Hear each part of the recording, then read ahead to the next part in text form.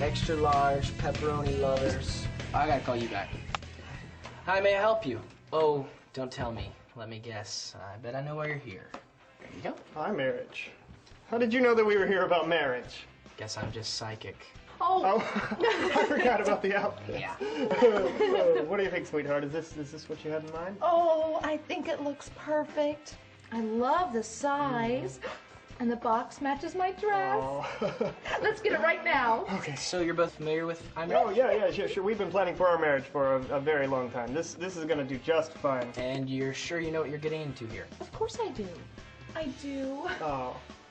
Love, honor, cherish, ring, ring. Hello? Who's there? Oh, sweetheart, you're so funny. Oh, no, you're the funny one. So sweet, beautiful, gorgeous. Hey, can we just get this to go? We're in a little bit of a hurry, so... I really think you should maybe read through the literature first. It's iMarriage, Little I, Big Marriage. Okay, yeah, will you take credit card? Actually, here, just take some cash. Never mind, just keep the change. We have an extended warranty plan if you're... Hey, I don't think you know who you're talking to, but we don't need a warranty. We're in love.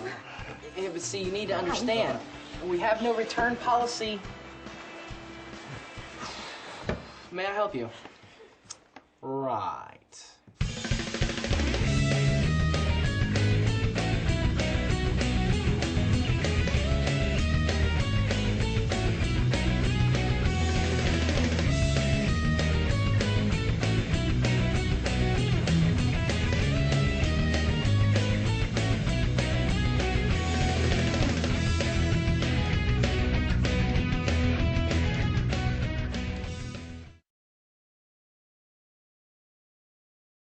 When we are married, or when you think about getting married, if you're engaged, when you're married, all of us, and this isn't wrong, this is just a reality, all of us approach marriage or come toward marriage with a box full of desires, right? I mean, we have dreams and wishes, things that when we think about marriage, I imagine, we're going to live in a big old house, better than this house. I imagine, I just dream of the day we're going to have kids, we're going to have them like in the first year of marriage, or we're going to have them 5 years, we're going to wait a while. I imagine that there's certain roles my wife is going to fulfill because, my mom, and I imagine that eventually, I'll have the freedom to drive one of these and we'll have enough money to where I can, basically drive what I want. And I imagine that my wife, like my mom, will there's certain things that she'll do. Let's see. And I imagine, I dream, I have a certain desire about how our marriage is going to be scheduled. We're going to spend all our time together. Or, my desire is that we'll spend some time together and then we'll have our own friends. Or that we're going to merge friends, or we'll never let our friends meet. But, there's this sort of dream. In your mind, you imagine, you have a desire, you have a wish, a dream about how your marriage is going to be scheduled and how you're going to split holidays. And I remember when Sandra and I had that conversation, we weren't quite on the same page, but we came into marriage with a vision of how the holidays would go. Men, you get married with a vision of, and a desire and a dream of what your wife won't wear to bed at night, right?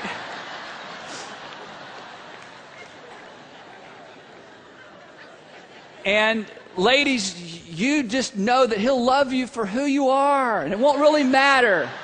This kind of thing's secondary, and you can say, but it's so comfortable. He'll say, I just want you to be comfortable. I don't really care what you wear.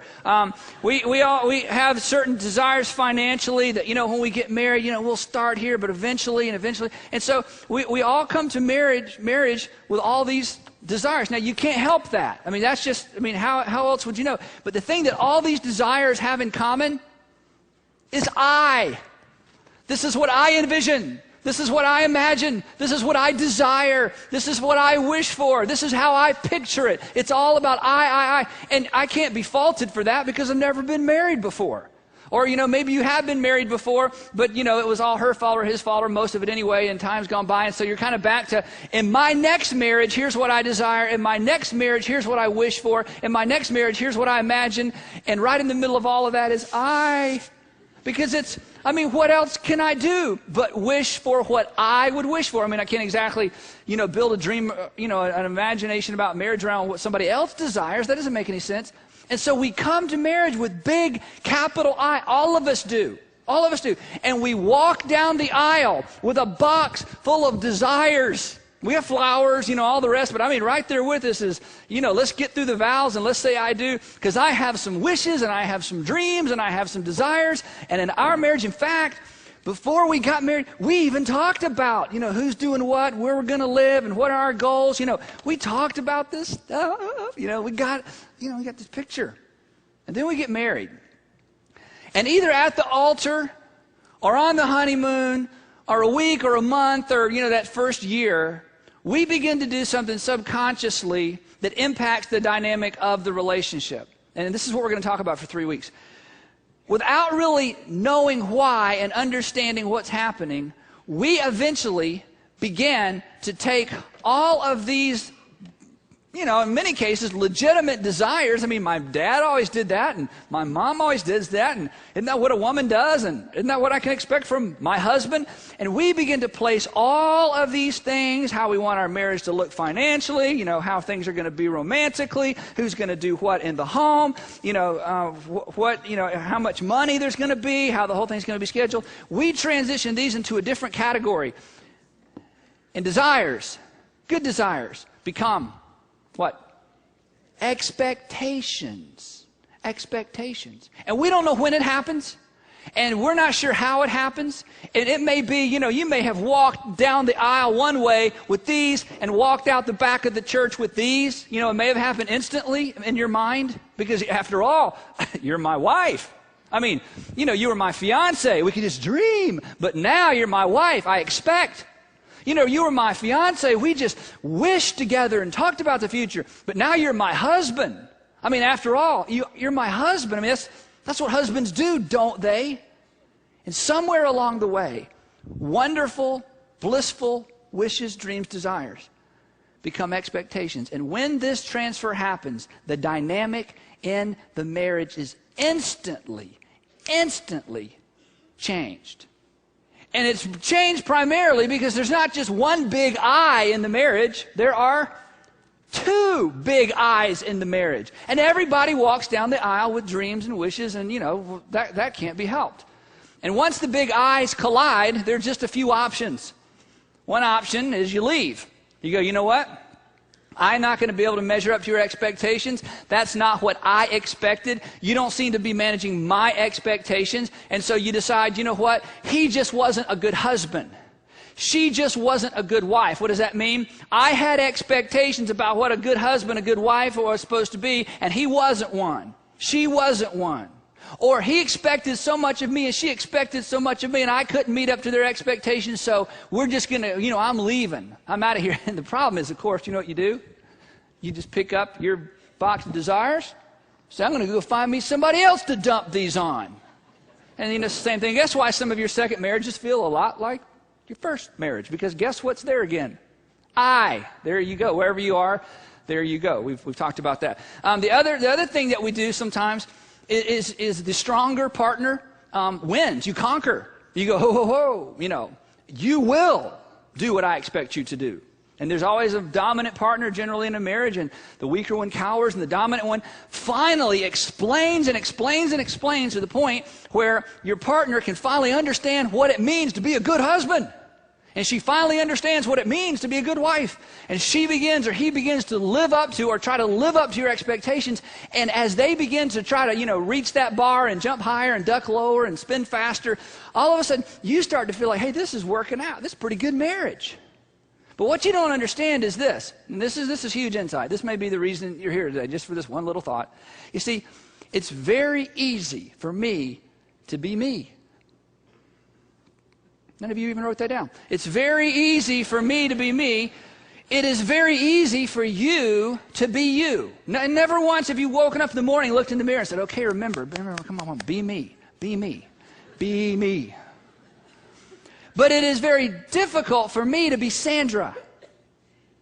And it is very stressful for her to try to be me.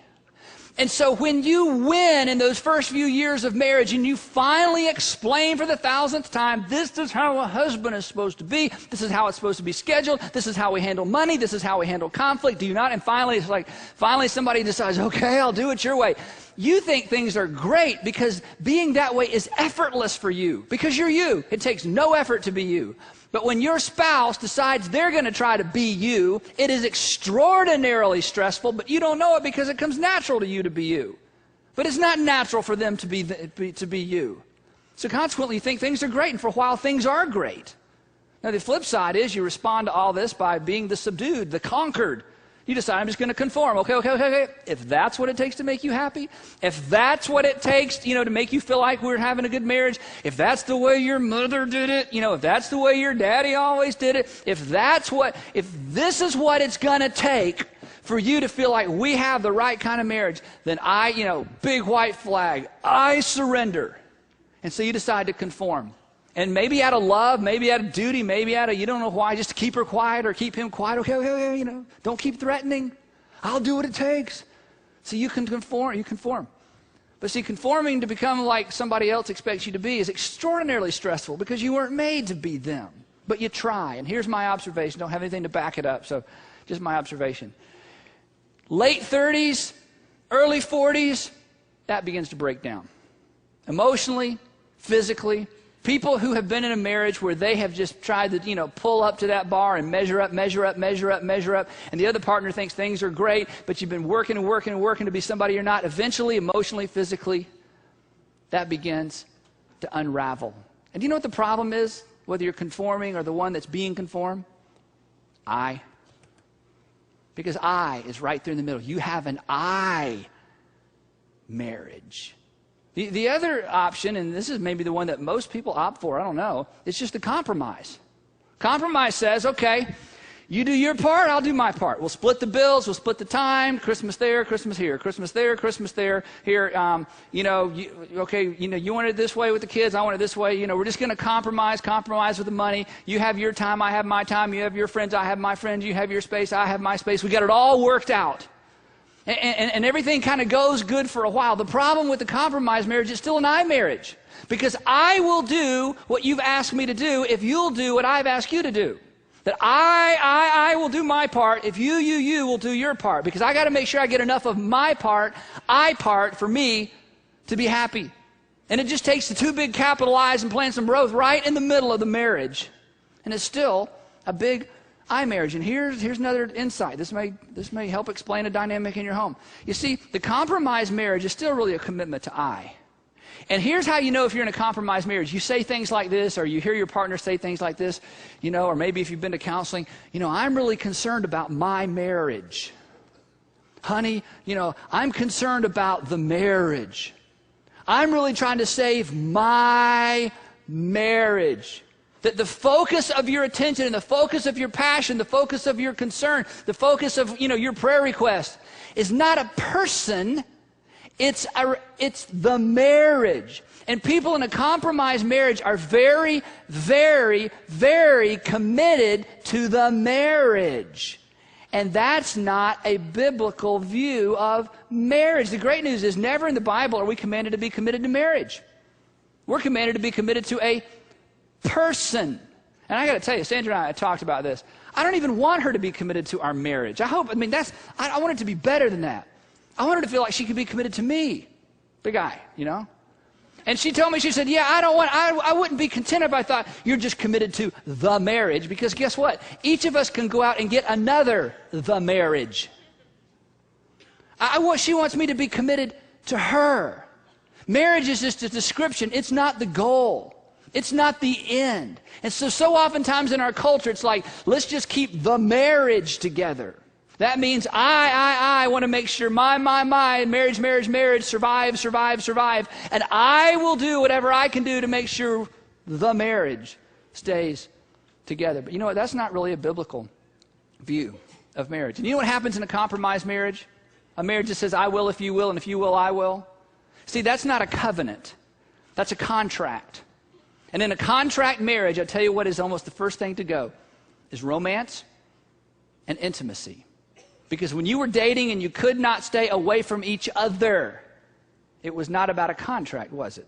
It was, I'm here for you and you're here for me. But when you settle into, for the sake of peace in the home, and sometimes compromise is a first step toward where things need to be, granted. When you settle for your space, my space, your friends, my friends, your money, my money, we got it all split out, all worked out, no more yelling, we've got it all worked out. It's just still a big iMarriage. And the thing that God intended for you to experience in marriage, you'll never experience. Because ultimately, you're still just kind of committed to you. And it's just another way of managing expectations.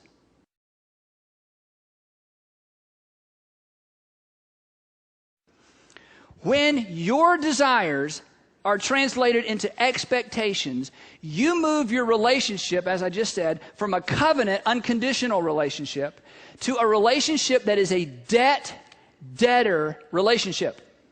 That when you dump or when somehow you transfer at the altar or through marriage, your desires, they become expectations. I'm going to dump them on my spouse. I expect them. Then suddenly you are in a debt and debtor relationship with your spouse. Here's why. Because another way of expressing an expectation is, you owe me. You're the wife. You owe me. You're the husband. You owe me. You're the provider. You owe me. You owe this to me. I mean, look. Remember, we stood at the altar. I remember, come on. And you swore. Your family, your dad was on the front row. And you said, here's what you said. Ba-ba, ba-ba, ba-ba, ba-ba. And I'm holding you to it. You owe me. And your spouse can turn around and say, yeah, well, you owe me too, because you were there too, and your mama was there, and you said in front of friends and family, and God, I promise forever and ever, and I'll never, and I'll always, and I'll never, and I'll always, and you know what? I'm holding you to the promise you made. And see, if I were to, leap into your marriage and the conflict you're dealing with right now, here's the thing, and here's what I want you to understand. All of us could build a strong, convincing case as to why our husbands or our wives really owe us this stuff.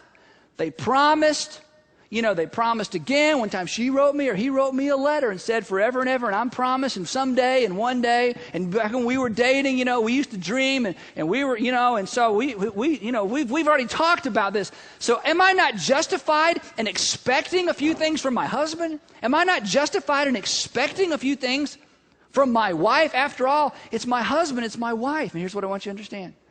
As justified as you may feel, and as justified as you might be in light of certain ways of viewing marriage, you still end up in a debt-to-debtor relationship with your spouse. And here's the deal.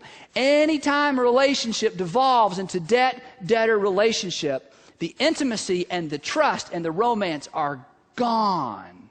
Because in a debt-debtor relationship, there is no margin for an expression of, there's no margin for a receptivity to unconditional love. You see, if your expectation is this and you get this, how much credit does your spouse get? If your expectation is this and you get this, how much credit does your spouse get? Not much, because after all, that's what husbands are supposed to do. That's what wives are supposed to do. Congratulations, you're up to zero now. You're up to break even. You're up to par. And I'm not going to throw a big party and celebration because you're simply doing what I expected you to do. I'm not going to throw a big party or celebration because you do what you promised to do. You're not going to get credit for loving me. You're simply meeting your expectations and obligations as a husband or as a wife. You see, let me tell you. Once your marriage or my marriage devolves into two big I's with you owe me and I will if you will, we're going to compromise, as long as there's a debt-debtor relationship, it squeezes out the potential for receiving or expressing unconditional love, because love is a gift. And if everything is expected, there's no opportunity to give or receive the gift. This is why. You'll never receive a personal, in-depth, long, perfume-laced letter with a gift card from your mortgage company. Dear Andy, once again this month, we just want to write and thank you for sending in your mortgage payment. For a long time, we've tracked with you and Sandra and your wonderful kids, Andrew, Garrett, and Allie, through life. And we're so appreciative. Enclosed as a gift card for you and your wife. We didn't know what your kids wanted, but if you let us know, next month we'll send them a gift card too. We're so appreciative. I don't get a thank you note from my mortgage company. Why? Because that's just the deal. That's just the expectation. In fact, the only time, same with Georgia Power, right? If the only time that you get a personalized letter, the only time you get special attention is if what? You miss a payment. Hey, you know what? You miss enough payments. Not only do you get a letter, they'll call you on the phone.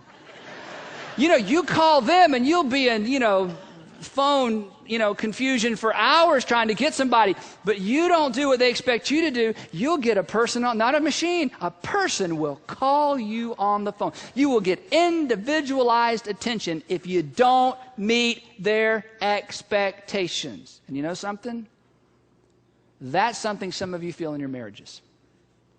Because as long as you do everything right, everything's peaceful, but there's not a lot of love. But you mess up, you leave something undone, and you get some personalized attention.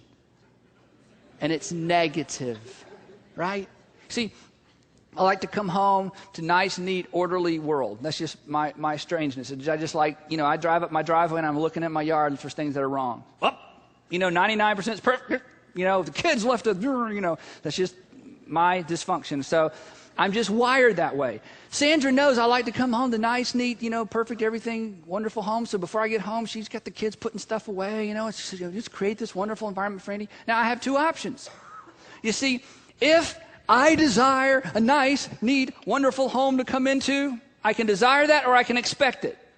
If it's here and I come home to it, I'm so grateful because that's what I desire. If it's here, I don't even notice it. In fact, you know what I notice? Oh, Sandra, come here, honey. Come here, get in here close. You can hardly see it. Okay, do you see come here, right there. Why is that there? I know 99.99% of everything else is neat and perfect, but why? Kids, come here. When Daddy comes home, this can't happen. Can you even see that? Get in here closer, you can see that. That can't happen anymore, okay? Yes, sir, Daddy, And nobody gets credit. Nobody feels loved. Everybody's trying to get to the bar because a desire, which isn't a bad desire, somehow transitioned from desire to expectation. And now, nobody feels loved. She can't love me by keeping the house neat. That's zero. Now we're where we ought to be. It's all God's people ought to be right here, neat and everything's perfect, Ladies, you when you were dating, you dreamed about someday, I'm going to buy you a big house we both can live, and I'm going to, I'll start off, and one day I'm going to have my own company. And you dreamed, and everything was perfect. And, you marched down the aisle with, I desire my husband to be corporate giant and to have his own company, and we're going to desire that. And then everybody said, I do, and you went, when? How long? Are we there yet? Are we getting closer? And there's this discontent in you, ladies. And every time this subject comes up, your husbands never, ever have felt, oh, my wife is so grateful for how hard I work and the life I provide for her. Every time that subject comes up, you feel a little bit less than because the bar is right here and you're right here. And that's a tension you hate, isn't it? And if you're the wife, you're going, but wait, time out. Whoa, Andy, whoa. We talked about this. He agreed. In fact, I kind of feel like he promised. In fact, I kind of said I do because I assumed he would. And I did, and he hasn't. And if I don't remind him, and if I don't, shake things up a little bit, I'm not sure where things are going. And no matter what he does, he just feels a little less than because a legitimate desire migrated into the category of an expectation. Let me just say it again. And you may argue all day long that these are justified. That's fine. You don't have to change a thing. All I'm saying is this. As long as it's here, you will live and conduct your marriage from the standpoint of you owe me.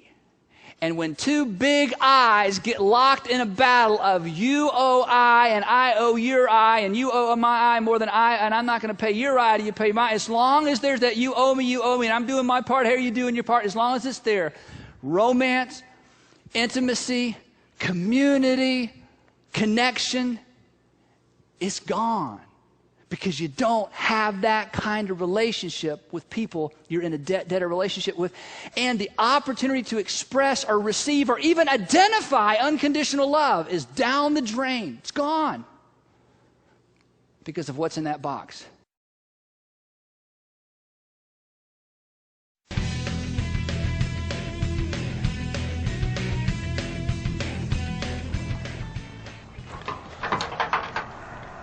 This is taking forever. Forever's big around here. Problems? Yeah, I think I got a bad copy. It doesn't work like I thought it would. Same thing happened to me 3 times. Really?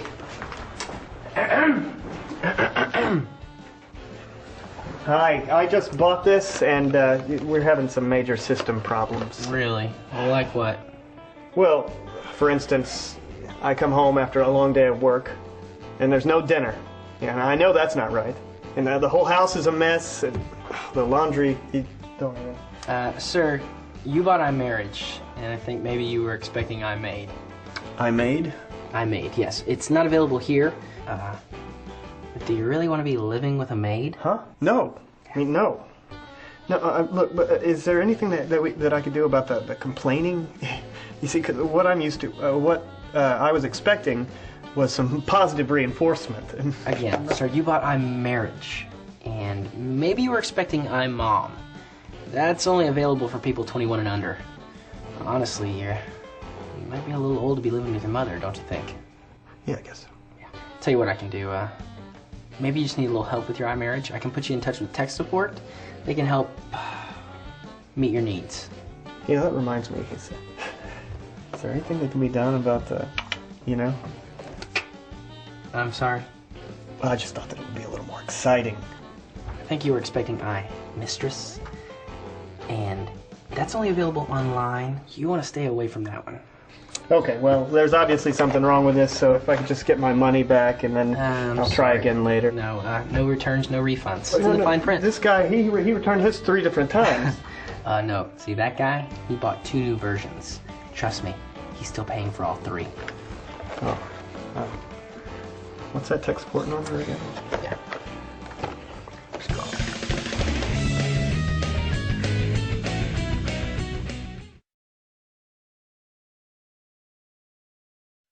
Ephesians chapter 5, verse 21. And we're just going to look at 3 verses. Ephesians 5, verse 21. And in this verse, these verses, here's what the Apostle Paul, and by the way, this concept isn't just here in Ephesians. It starts in Genesis. It's all throughout the Bible. I think the only book that, it may be not in is some of the Old Testament Levitical law. But throughout the Bible, you trace this whole view of marriage. It's not just a New Testament thing, and it's not just one guy's opinion. And what we discover is this. The answer to the iMarriage isn't that I say, okay, it's not going to be an iMarriage anymore. It's going to be an S marriage for Sandra. I'm going to replace Andy with Sandra. That's not the answer. That the answer to the iMarriage is that you invite somebody, a third party, into the marriage. And they become front and center in the marriage, and it changes everything. Let me read you these verses, and we'll talk about it. Here it is. Ephesians chapter 5, verse 21. This is the Apostle Paul. He gives an introductory statement to a discussion on marriage. Here's the introductory statement that maybe you've never heard. Here you go. Submit to one another out of reverence for Christ. Submit to one another out of reverence for Christ. And the word submit simply means I'm going to make your desires, wishes, and dreams a priority over mine. That when it comes down to my wishes, desires, and dreams, and your wishes, desires, and dreams, I'm going to prioritize yours over mine. That's all that means. He says, I want you to submit to one another, and then here's the kicker, not out of reverence for one another.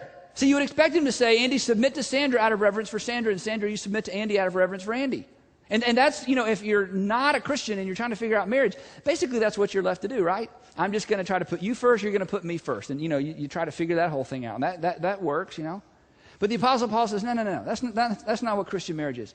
Christian marriage is, I want you to submit to, place yourself under the other person out of reverence. Do you know what reverence means? Reverence means, whoa. Let's just all say that together because it's fun. Ready? Whoa. Kind of go back like that. Yeah. He says, I want you to submit yourself out of reverence, whoa, and awe. And revere. I want you to submit yourself to one another out of reverence, not for each other, out of reverence for Christ. Who's Christ? Your Savior, Jesus, who came to the earth and died for your sins and paid for your sins. In light of what He's done for you, I want you to show reverence and respect and submit to your spouse. Now, this is a powerful, powerful concept. Let me kind of tease it out for you a little bit. It would be as if I had a conversation with God that went like this. Hey, God, I'm so grateful for all you've done for me. You forgave me of my sins, and I used to be a jerk, and now I'm not quite as bad of a jerk as I used to be. Some would argue with that, and I'm getting better, and things are changing, and you've changed my friends and my habits, and you forgave me, and you've given me exactly what I don't deserve, you know, grace and mercy, and you haven't given me what I do deserve, which is to be punished for all my sins and the promises I broke to you. And God, I am so grateful to you. What can I do to show you how grateful I am to you for all you've done for me? What can I do? And God says, are you serious? I'm like, I'm serious. He says, I want you to take all your passion and all your gratitude and all that that you have on the inside toward me, and I want you to shower it down on your wife. No. See, this is about me and you. You did something for me. I want to express my gratitude and my thanksgiving back to you. And God says, I heard you. And here's what I want you to do. I want you to take all that energy and passion and emotion and gratitude, and I want you to channel it right there on that individual that I've brought into your life, your wife. Is there anything else? Could I just give 11%? Could I go on a mission trip? No, come on, God. See, you mean to tell me, you mean to tell me I can't have like a lousy marriage and kind of get something going on with you where you're blessing me and I'm blessing back to you? Do we have to bring that into this? God says, yeah. You see, I want you to submit to her, that is, put her first, not because she's earned it or deserves it. I want you to put her first because, Andy, I put you first. In other words, I want you to do for her what I have done for you. And here's the deal, Andy. I want you to take this debt-free relationship we have, because you remember how I canceled all the debt and canceled all your sin and you don't owe me anything? Oh, yeah, God, that's the great thing about being a Christian, is I don't have to earn my way and perform my way, and I don't have to pay you back. You've canceled all the debt. And God says, yeah, see, I want you to take that debt-free thing that me and you have going on, and I want you to apply that to your marriage. And just as I've declared that you don't owe me anything, I want you to declare that your wife doesn't owe you anything. I want you to submit for my sake, out of reverence for me, to her. Now then he gets specific, and this is a tough verse here. Verse 22, jumping down. Wives, let's be specific. How do we apply this to the wives? Wives, submit to your husbands because they're great. Submit to your husbands because they've earned it. Submit to your husbands because they're worth submitting to. Submit to your husbands because they can be trusted with your submission. Submit to your husbands because they'll never take advantage of your submission. Submit to your husbands because, no, look what he says. See, he's consistent. Submit to your wives, submit to your husbands as to the Lord. To what? Yeah. See, you know how submitted you are to me? Yes, yes, God, I'm so grateful to you. It's easy to submit to you.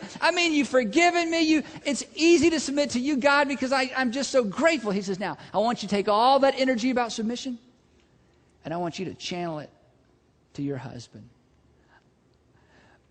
Have you been paying attention? Yeah. But it's not about he. I want you, out of reverence for me, to love him the way I love you.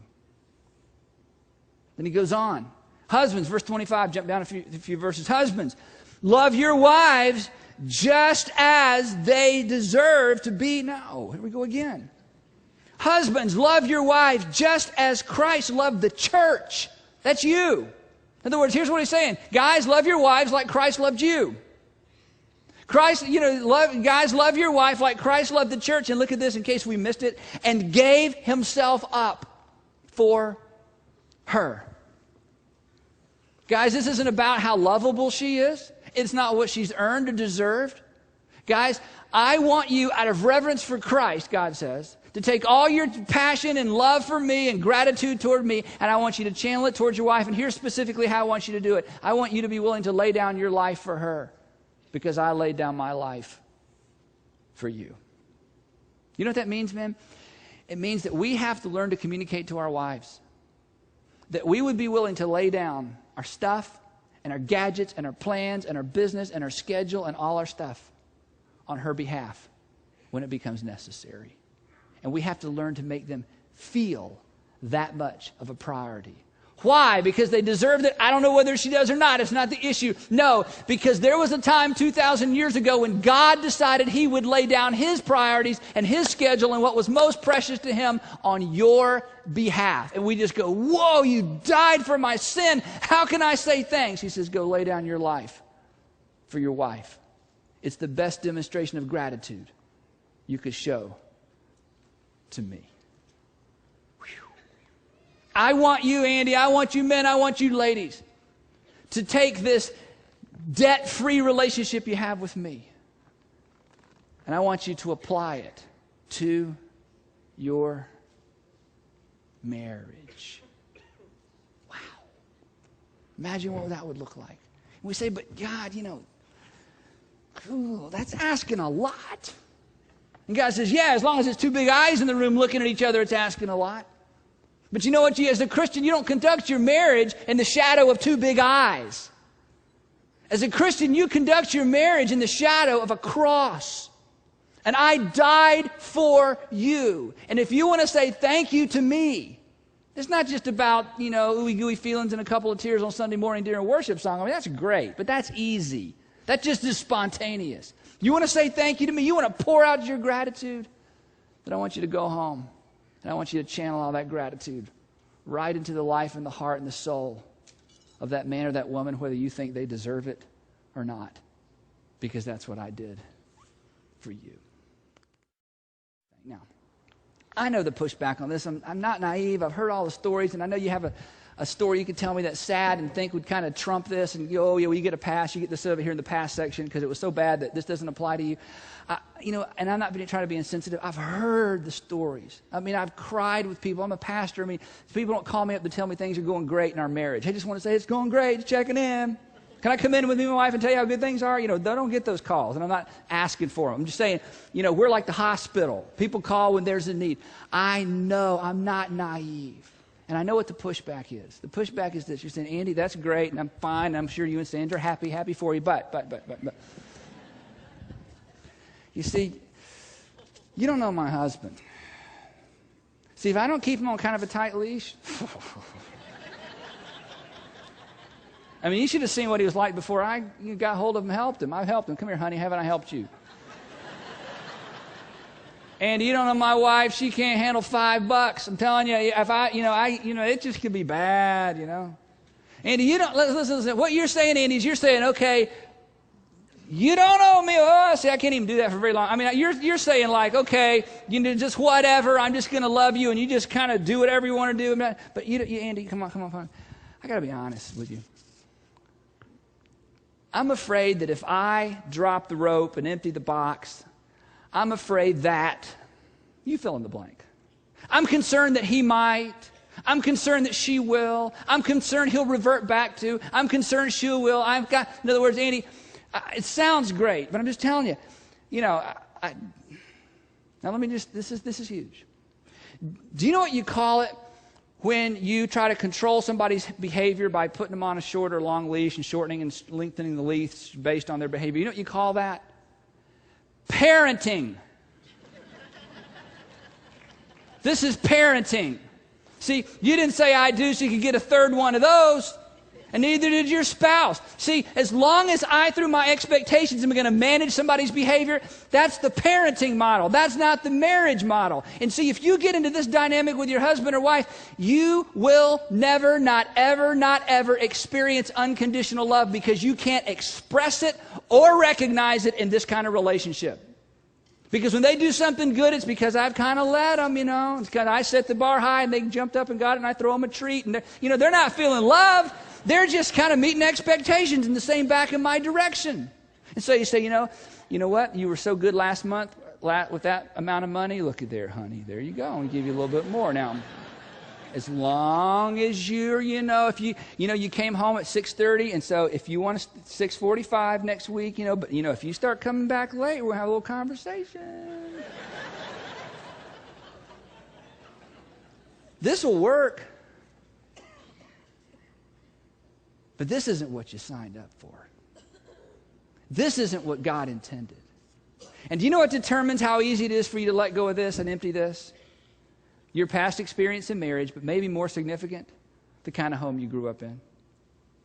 Because you see, as soon as your husband starts exhibiting just a little bit of behavior like Dad, and he's like, what? Well, I don't know. They just kind of freaked me out when you did that and didn't come home and didn't call me. I just, just brought back memories. And he's thinking, I'm not your dad. But I'm starting to feel like we kind of got that kind of thing going on. Or as soon as she does that thing, kind of reminds you of your mom, it's just a little, it's like yank, all of a sudden we got to control things. We can't let things get out of hand. And she's going, what? All I said was that, but it brings up all that stuff.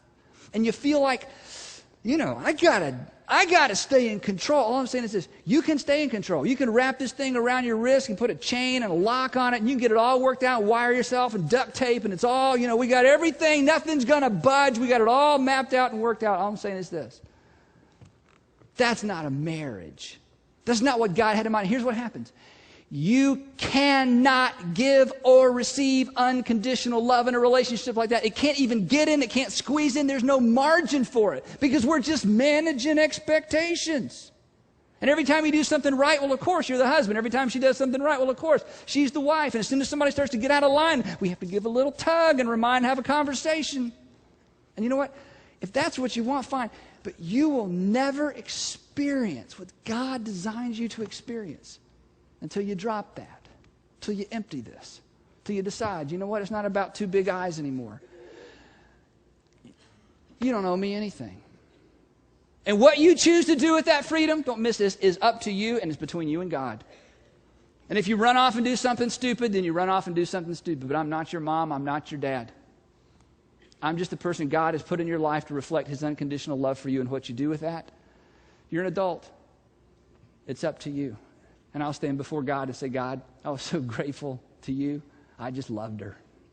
I was so grateful to you. I just loved him. And he ran off with my love and treated it irresponsibly and trampled on it. But that's between you and him. Because I just did my best to love him. Now listen to what I'm going to say and then we're done. There are no guarantees. I know that. This isn't a formula. Well, you know what? On Sunday, I heard the sermon. On Tuesday, I applied it. By Thursday, whoa, honeymoon's back. No, this is not a promise. This isn't a formula. Here's what I'm saying. If you are afraid to drop the rope and empty the box and declare you don't owe me and I'm just going to find out what's in your desire box and just do my best to love you, if that scares you because of what they might do, if that scares you for what they might do, you know what? There's no guarantee. I can understand why you'd hang on tight, but as long as you hang on, this is all I'm asking you to understand, as long as you hang on, you do not have the potential in the relationship to experience or give unconditional love. There's no place for it in this kind of relationship. Nobody recognizes it or receives it. And by letting go of the rope, there's no guarantee that they're going to behave and change and come back and apply this. They're not even here today. Some of you are going, if only he were here, only she was here, doesn't it take two? There's no guarantee that this will work out. But this is your only hope. This is your only hope. This is your only hope for God to invade the relationship and bring about change. This is your only hope for them ever being able to identify your efforts to love them unconditionally. And this is your only hope, and this is what I want you to hear. This is your only hope to ever receive what you so desperately need. Because the reason you're so afraid to let go is because I don't want to be alone, and I don't want to be abandoned, and I don't want to, and I don't want to, and I. And in an effort to preserve big capital I, you decrease your chances of ever experiencing what God wants you to experience, which is unconditional, what's in your desire box? Love. And I'm not saying it will happen. All I'm saying is it can't happen until you decide, even if it's only me, I'm going to have myself a Christian marriage. No more Bible darts. No more parenting. I've just decided you're not in debt to me. What you decide to do is what you decide to do, and I hope you'll love me, but you don't owe me anything. And I'm going to figure out what's in your box, and I'm going to do the best I can to love you unconditionally. And then I'll wait and see if God honors that. I'll wait and see how you respond. But I'm not going to get back into that. Because I want to at least create the potential for God to do something unusual in this marriage.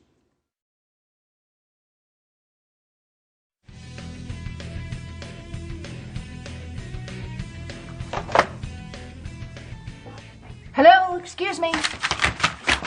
Hi. Hi. May I help you? Well, I don't know. My husband was here a few days ago and you couldn't help him, so I don't have my hopes up. Is there a problem with our product? Oh, I should say so. This is not at all like I expected it to be. The wedding was so great. I was beautiful in my dress. The flowers were perfect. The honeymoon was nice. And then we came home. Doesn't sound good. It's not. He drops his clothes everywhere. He works late all the time. And then when he comes home, he just watches that ESP show. He never talks to me. And he doesn't even know how to fix anything. I see. You see what? Sounds like a bad case of HES. HES? Yeah, high expectation syndrome. He's for short. You know, he's messy, he's forgetful, he's inattentive. We see it all the time. You do?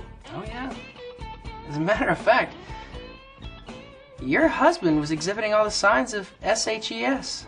SHES? Super high expectation syndrome. You know, she's always late, she's not a good cook, she's never in the mood. You know, we rarely see a case of she's without a case of he's. What am I supposed to do? My husband said you wouldn't give us our money back. Not that he tried that hard. He's such a wimp. Did it again.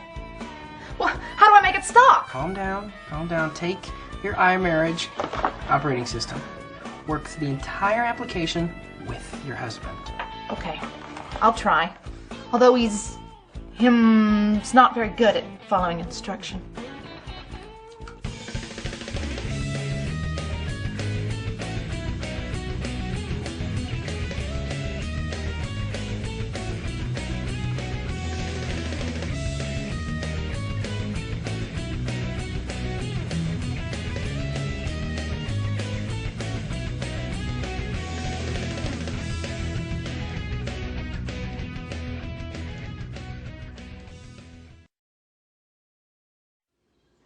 He goes on. Therefore, he says, this would make sense, verse 6. So what should we do? Humble yourselves. Well, yeah. You want grace? You want God to get involved? Humble yourselves, therefore, under God's mighty hand. And here it goes again. Here's another big promise. Humble yourself, therefore, under God's mighty hand. What that means in this context is do what I'm asking you to do. Go ahead and humble yourself with the people you're around. Because when you place yourself under them, you're humbling yourself under God's mighty hand. By obeying God, you're placing yourself under His authority. And this little phrase, humble yourselves, has huge implications because of the Old Testament. Peter was a Jew and knew the Bible, Old Testament inside out. And in the Old Testament, when God would say to the nation of Israel, humble yourselves, you know what He was saying? He was saying, declare your dependence and announce your obedience. Declare your dependence. Say, God, you're God. I'm not. You call the shots. I'll just say yes. In fact, yes, before I even know what you want me to do.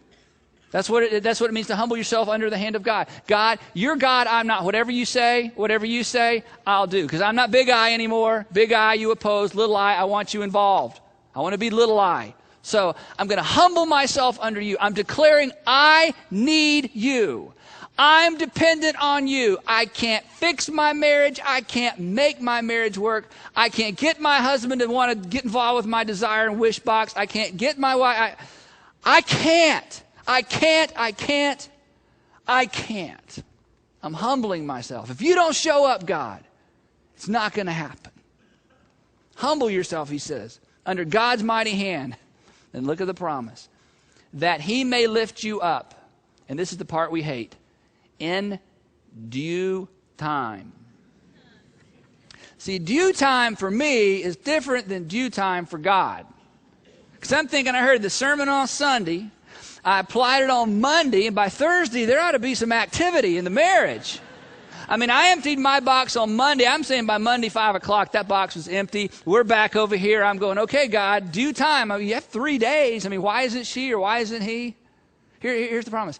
In due time, it's a promise. In due time, God will intervene on your behalf. What does that look like? I do not know, because everybody's circumstances and situation is different. But in due time, and I'll tell you what, I've seen some men and women live in the due time for a long time. But at the end of that time of their humility and faithfulness, seen God do amazing, amazing things, either in their life personally or even in the marriage. Because they decided, even if the due time is a long time, I would rather spend due time waiting on God to do something, doing things right, experiencing His grace, the power to do what I need to do in the moment for the moment, than I would, being a big capital I, trying to do it all by myself and make things work and manipulate and control and convict and, coerce. And see, this doesn't work. In due time bothers us because it doesn't work as quick. But Peter says, I tell you what, you humble yourself, and you humble yourself under the hand of your mighty God, and in due time, He's going to lift you up. And in the meantime, you will have the ability and the power to press on and do what you know in your heart is right, even if Big I over there isn't paying a bit of attention. That's a promise of God, and there are men and women listening to this message who could stand up and say, I understand the power of the due time. I understand the grace of God in the due time, and I've wrestled and tried to control and change it, and I've waited on God, and the grace that comes in the waiting on God in the due time is so much better than the struggle and the intensity and the frustration of being one big I against another. And then Peter, this is brilliant. This is Peter. Then this is so awesome. So what do we do? He says, here, now let me get real practical. Here's what you do. Next verse, verse 7. In the meantime, while you're waiting on God to show up in the due time and honor your humility, he says, cast, that is, throw, unload, back the truck up and dump it. I think that's what he had in mind. He didn't have trucks, but you got the idea. Cast, that is, unload, dump it all. Cast all your anxiety, or another translation it says cares or concerns. I want you to cast all your cares, concerns, needs, or anxiety on Him. This is powerful. Here's what he says. Now look, I realize you still got a box load of stuff that, wishes and dreams and things you wanted to see happen in your marriage. And I don't want you to lose sight of this. I don't want you to pretend like these aren't there. And I don't want you to just get busy so that you're distracted. Here's what I want you to do. I want you to come to me. And I want you daily, if necessary, to get on your knees and say, God, you know in my heart, I just wanted my husband to provide for us. Or God, in my heart, I know this is kind of silly and I wouldn't tell anybody else, God, but you knew I grew up as a child in a big old one of these, and I always wanted as a little girl to live in a big old one of these, and we aren't living in a big old one of these. Can I say that to you, God? God says, is that your concern? Yeah. Well, then you bring it on. And God, you know how bad we wanted. And God, I know, and is it silly? And guys, is this desire of your heart? Yeah, well then you bring it on. And whatever is in your box, and we're getting ready to get to the punchline. You with me? God says, I don't want you to edit it. I don't want you to say, now, Lord, I know this is really stupid, and you're probably not going to take this serious, and and 14, paragraphs of, trying to qualify it to where God's going, just ask me, okay? And God's going, look, this is guilt-free. Whatever is if this is causing you anxiety, it may be silly, it may be unrealistic, you may feel like I'm just embarrassed to even talk about this out loud.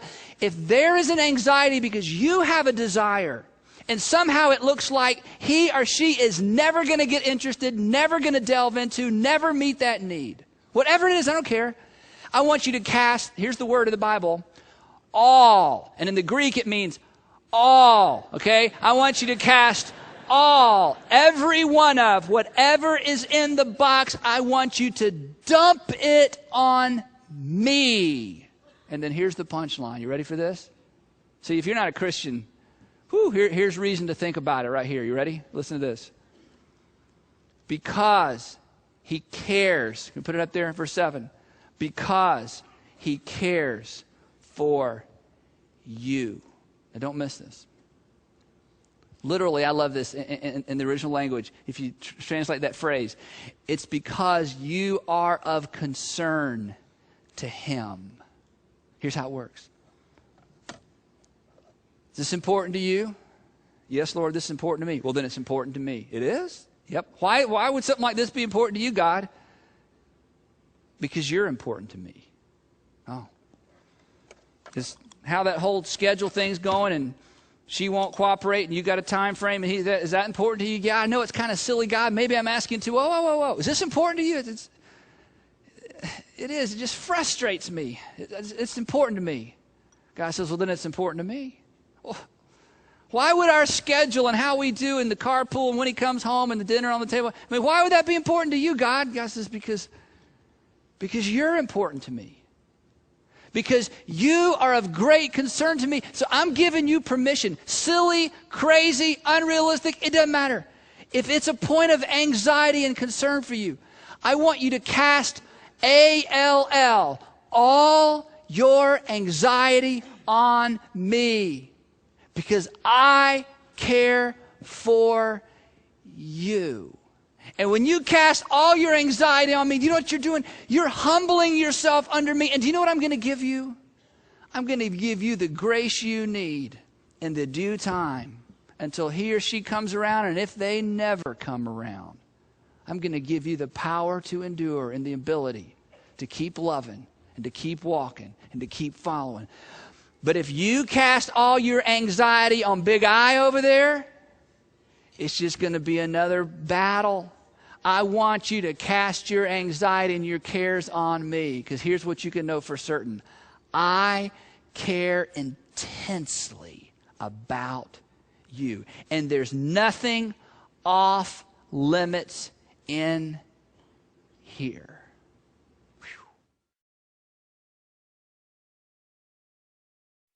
I want to answer one more question before we finish this series, because I think this is extremely important. Even with all that going on, okay, you're the little I, you're going along with Big I, you got this out of the way, you're learning to cast your anxiety, but still, you know what? In a healthy marriage, you talk about this kind of thing, right? I mean, you have conversations, you just don't pretend, I'm fine, I don't want to talk about it, or you might feel an expectation, then it'll be all messed up, so I don't want to, you just have to figure me out, just have to figure it out. No, here's what I want to say for just a few minutes. I want to give you 3 words. In fact, they're on the back of your bulletin. If you flip your bulletin over, got a couple little fill in the blanks, just 3 words. I want to just give you some tips. You're smart enough to figure this out without me telling you, but maybe this will motivate some of you to have this conversation. Maybe your spouse isn't here, and you can say, well, the preacher gave me homework. I got to ask you these questions, whatever it is. Here's some, I guess in there I call it the box talk. Here's how you talk about the box. And one reason I want to give you this is there's one huge warning, okay, that could really blow your whole marriage up. So I want to make sure I'm clear. But let me give you these 3 words, okay? For guys, I made it easy. It's a little acrostic that spells the word car, okay? Because your wives will never forget, but we might. So the first word is confess, okay? You know how you start the box talk conversation? You start this way. You don't start, see, Big I says, okay, we need to talk about it. I want to share with you a few expectations that you've had of me. No. Little I says, I would like to start by putting myself under you, placing myself under your deal before my deal, and so I want to confess. I want to confess that here's some areas where I realize I've loaded you up with expectation, and I'm sorry. And I can't necessarily promise I'll never do it again because I'm new at this. But I realize I have so filled up this box that no wonder you respond the way you do. You know what? You begin by simply confessing the areas where you know you have allowed desires to transition into expectations. The second word is the word ask. Ask. 2 questions I put there. Where do you feel pressure to live up to my expectations? Maybe I missed one. I want to confess the ones I'm aware of, but you know what? You may be living under a burden I'm not even aware of, and you keep a happy, smiley face on the time, and you've learned to, deal with all this stuff, and you're over there every morning casting your anxiety on. But I want to know, where have I placed unrealistic expectations?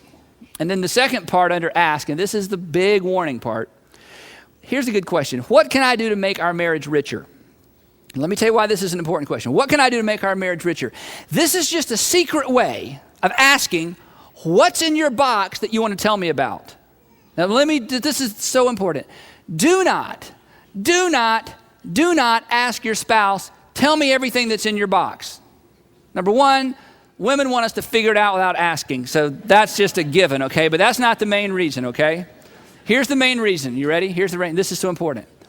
Over the course of a marriage and over the course of time, there will be things in your desire and wish and dream box that cannot become a reality, period. And to bring those out and say, well, I've always wanted and wished, your husband and wife will always feel like a failure because they'll realize, you know what? That dream can't ever come true. That's a wish or a dream that you constantly, for the rest of your marriage, you cast that anxiety on the shoulders of your heavenly Father. But don't you dare bring it out and show it to your husband or wife. For example, and I asked Sandra if I could make this up. It'd be like if, I said, Sandra, I want to know everything in your wish and dream and desire box, and just, I want to know all of them. I want to be like little tiny itsy bitsy marriage husband. I just want to be all about you. And she says, well, ever since I was a little girl, I've always dreamed of being married to a professional athlete.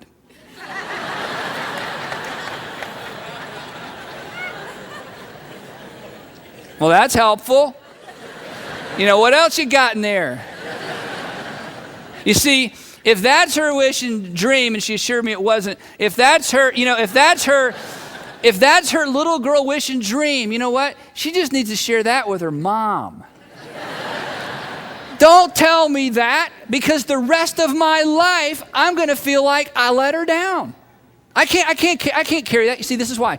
You ask the question, this is secret. What would make our marriage richer? In other words, I'm going to let you choose what you bring out of here. Because over the course of time, let's face it, we live in a real world. We live in a world of sin and failure and regret. There's some dreams that just can't come true. And how unfair to load our spouses up with them. In fact, some of the words you regret the most, come on, isn't it true? You got in the heat of an argument, and you thought you were losing the argument, and you reached down in here and you shook something in their face and said, it's never happened and it never will. And oh, you wish you could take that back, because they will always feel that pressure to satisfy a desire that they cannot ever satisfy. The last word is the word reward. We'll close with this, reward. You got to learn to reward like you did when you were dating. Okay? And by reward, I mean, you see, here's a principle. What's rewarded is repeated. This will work everywhere. What's rewarded is repeated. What's rewarded is repeated. And sometimes we accidentally do things that satisfy or dip into this box for our spouse, and we don't even know we've done it. And they're so thrilled about it, but if they don't reward us, we won't ever do it again because we just totally miss it, right? Illustration, you're up in the morning doing the whole kid thing. You have kids and everybody's rushing, ladies, and maybe you're a stay-at-home mom in this little tiny illustration. And your husband, instead of rushing out the door, gets the kids out. And while you're kind of rushing around the kitchen, he sits down at the kitchen counter and spends 10 minutes talking to you. And you're thinking, oh, adult conversation. It's so good. Oh, don't mess this up. What's he doing? And he's going, oh, I've learned, if I'm going to get in the gap of traffic, I've learned where the bubble is. I can move down the bubble. So and in his mind, it's a traffic deal. In your mind, it's like, oh, I long for this. I crave this. It's been in here so long. Oh my gosh. Oh, okay. Now, see, and then you got your 15 minutes of great conversation. And hey, see you, honey, got to go. He jumps in the car and leaves. And you're like, thank you, Jesus. Oh, and he's like, what? I'm just trying to get in the bubble, of traffic. This had nothing to do with my marriage. In fact, it's really kind of all about I again, but he doesn't know. Okay, so here's the deal. Now, there's a million illustrations of this. Ladies, here's the deal. Or men, listen. You got to figure out how to reward that. So you know what you do? This is huge. When you think your husband or wife accidentally or intentionally made a shot or took an attempt at kind of getting in there and stirring it up and saying, okay, I'm trying to, you've got to over-reward that so they'll know how important it is to you. Because we're just not that smart. None of us are that smart. If women, you've never been a man, you've never been a woman. We're guessing at a lot of this. So one of the best things you can do when those kind of things happen is to write a note. And this is sappy and silly. Dear, honey, this morning you stayed. I know it's traffic, but I can't tell you how much that meant to me. I love talking to you one-on-one. It may never happen again, and I know you weren't even thinking about, he's busy, he's got to get to work. You're not saying, and from now on, I'm thinking we got 10 minutes, sit down, see how